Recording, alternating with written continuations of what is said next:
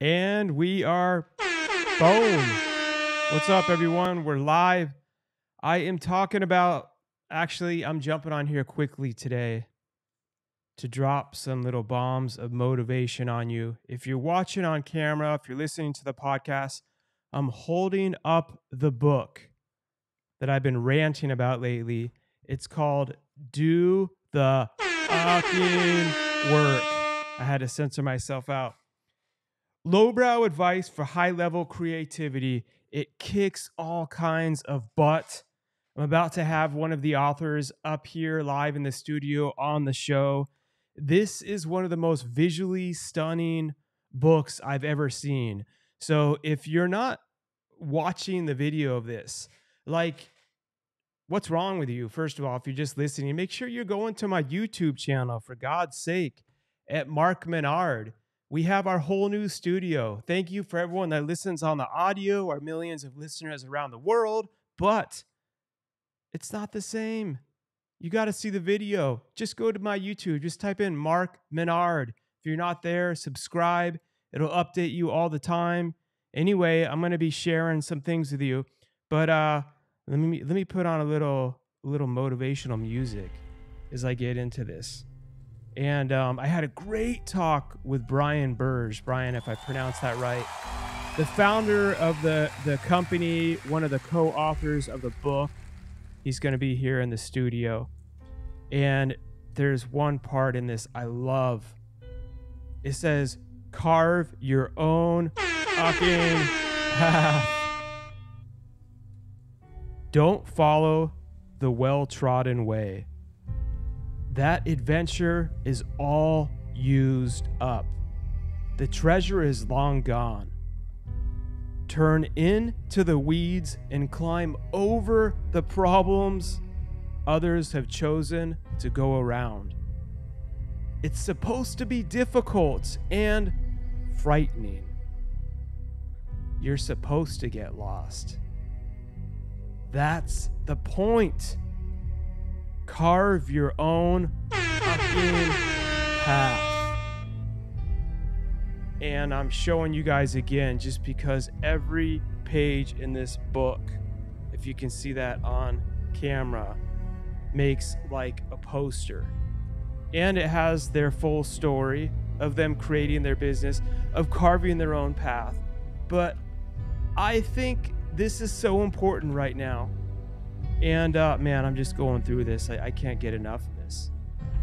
I love their diagrams. I love their drawings. And I'm going to do a little screen share with you. And I'll describe it to everyone listening.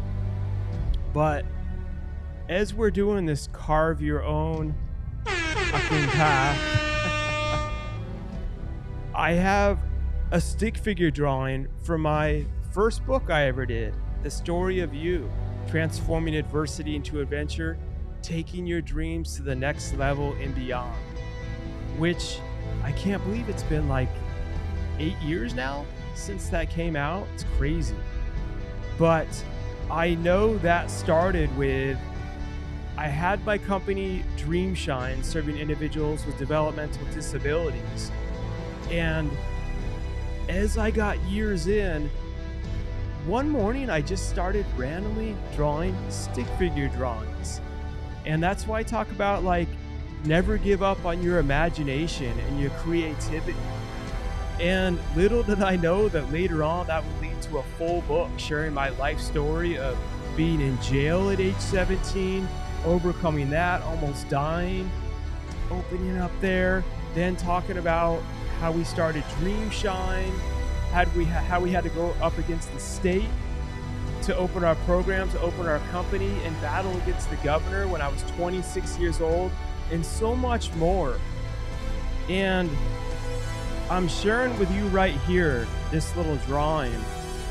If you can see it and you're watching, it's called Solid's Elevational Journey. Yes, this is one of my stick figure originals of 1,000 miles.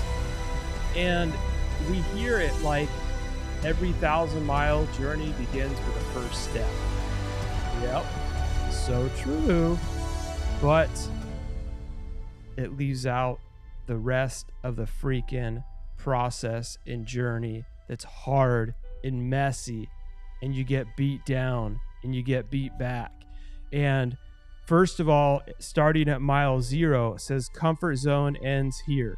So yes, taking that first step is definitely taking action. That's a good thing. And then you start going. You see the first little mountain. My guy, Mr. Solid Dude's climbing over it. It says hard work, faith. And what's up, Shadow? If you hear him out there. You go over that. Then you get to the next mountain. And with that, I can think of so many times in my own life, like when I read my first book at age 18, then decided, wait, I'm not stupid. I can go to college. I decided to stop hanging around my friends that were in jail and selling drugs and doing drugs. And I was in that hole with them. And I had to get out of that and make a choice. So that first mountain was going to college, going way out of my comfort zone. Then from there, some years later, starting my own company, Dreamshine, at age 26. And then it shows the next mountain: failures, knowledge, faith. So as we started opening it, as we started getting to another level, as I spent a year getting certified, we were close to having our first client. And I start getting threatening phone calls from people that worked high up at the state telling me not to open Dreamshine, literally threatening me to not go after my dream to serve individuals with developmental disabilities. Now look, this is a point in time where you can have voices in your head. You see Mr. Perspective Face is speaking. He has a light bulb for a head. And you have Mr. Mediocrity Face. And he said, well, okay, sorry, I jumped ahead of myself. I'm trying to do this I am doing this in real time. Screw it. Effing, screw it. I already censored myself anyway. You're going to make mistakes along the way, but something in you keeps going. And you keep taking a step. But what people don't talk about is the 4th mountain on my drawing, the hardest one, is you're getting closer and closer to that impossible, which is your vision manifested. That first level of your dream manifested. And by the way, there's always another level of our purpose, our purposes. We're not just made to do only one thing in this life, I don't believe. But anyway, I'll save that for another day. What people don't share is you keep going, you keep taking a step. What happens when you make it all the way from 0 to mile 950 and boom, something hits you so fucking hard that it knocks you back to mile 400. That's what they don't talk about. The journey of 1,000 miles ends up really being a journey of like 100,000 miles to get to that 1,000 miles. Because you're going to get so close to that 1,000-mile mark, boom, you're going to get knocked back. And by the way, that's not failing. It's figuring out and creating another way to get there. Yes, you move things around. You have to change things. You have to shift. You have to innovate. That's not giving up.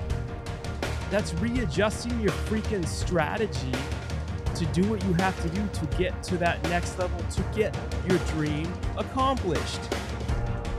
Okay? So you get knocked back to mile 400. I've been there so many times. And you trust me, I know what it's like when you work so hard. Like when we started our company, my office was in a barn, the recession hit. We had our 2 kids back to back. I just got married. My wife was working the overnight shift. I was working all day at Dreamshine. I'd come home. I would be up all night with the babies. I'd be then working the weekend shift. We never saw each other. We were just trying to make ends meet, just trying to cover payroll for our few staff and team members that we had at that time, taking credit out. Then credit rates rise to 30%. And every time I felt like I was getting closer to another level, something else would happen, whether it was in my personal life, whether it was with business, externally, internally, boom, knocked back when I'm so close to the 1,000-mile finish line to mile 400. Now, here's what I want to share with you. When you get there, you're going to have some voices in your head, or it may be people around you. One of them I have on here is Mr. Mediocrity Face. And if you're watching the video, like I said, your butt better go to YouTube and check it out. Mark Minard. And Mr. Mediocrity Face, his face is drawn in circles. His face goes in circles. His whole life is just circles. He's mediocre. Well, he says you are all the way back to mile 400. It's easier to just give up and go back to the land of mediocrity. Because what he's seeing is you're closer to the beginning than you are to the end in his mind. Because Mr. Mediocrity Face only sees things as they are. He sees it only linear, like the freaking idiots in school. The teachers try to teach you that inside the box crap, that 1,000 miles equals 1,000 miles, when it doesn't. Your journey of 1,000 miles may take you a million miles. Over and over and over and over and over and over and over and over and over and over and over and over and over and over and over and over and over to get there. You get knocked back, you get beat down, you come home, you're in tears, you dust yourself off, you get back up, you pick your armor up, you go out to fight another day. There's another voice, Mr. Perspective Face. His head is like a light bulb, his perspective. And he reminds you, don't forget, you made it all the way to mile 950 of your 1,000-mile journey before you got knocked back to mile 400. So actually, you're not starting over. You're not starting over with those failures. You're not starting over because you screwed up and missed out and lost your money on your finances and your funding, and you lost the best people on your team, and you have to learn how to grow and develop your leadership, or you lost that amazing client, or you're having those struggles in your marriage. You're not starting over. What you're starting from is the wisdom that took you to mile 950. Even though you're back at mile 400, you're equipped. You've put those reps in, and you've got the wisdom. You've got a developed and elevated mindset that's different than when you originally were at that mile 400. That's what Mr. Perspective Face is telling you. That's what Mr. Mediocrity Face is lying to you about, saying, no, you're starting all the way back over. You're not. Read the biography of anyone that's ever done anything with their life. It's all the same. Walt Disney dropped out of high school, age 17, wanted to join the army. They wouldn't even accept him.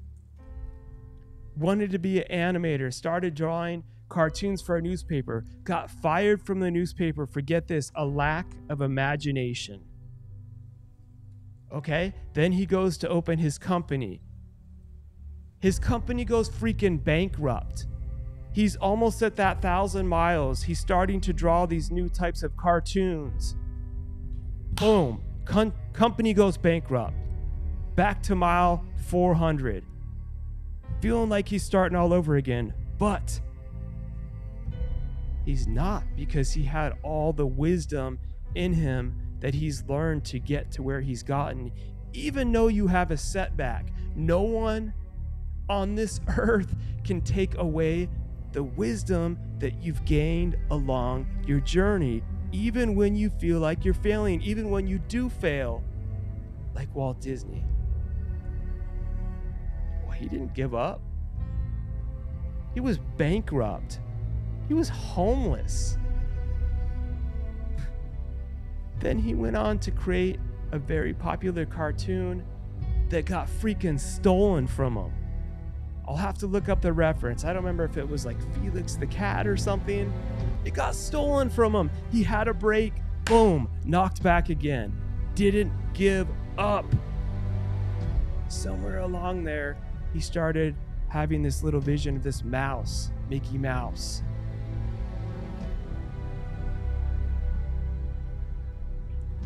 Later on, more adversity hit.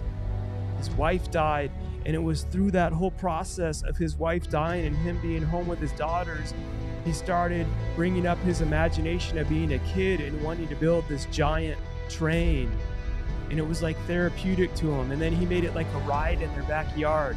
And then he said, I want to create this place called Disneyland that brings this imagination to everyone, to have fun, to enjoy their imaginations, and to get away from their problems like he did.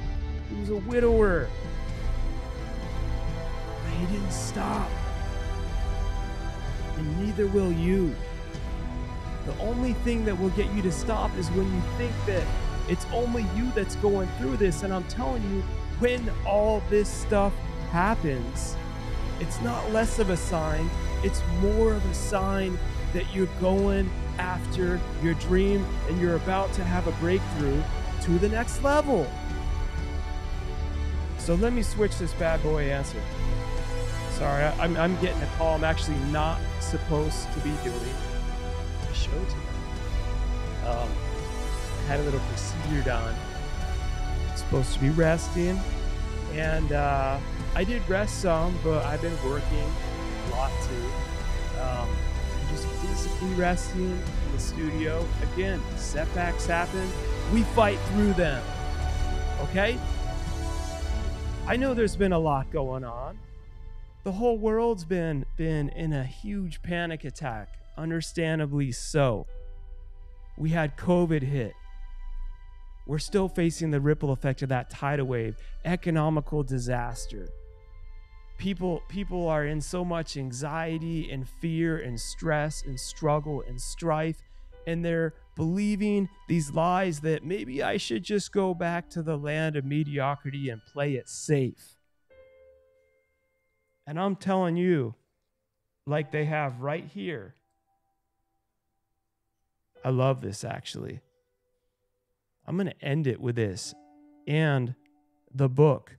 Do the fucking work. Elevating Beyond listeners, you know I don't recommend something unless I think so much of it. And I'm telling you, you order this physical copy of the book. If you're watching the video, I'm showing you right now. Here's another page. It looks like a poster. I love it.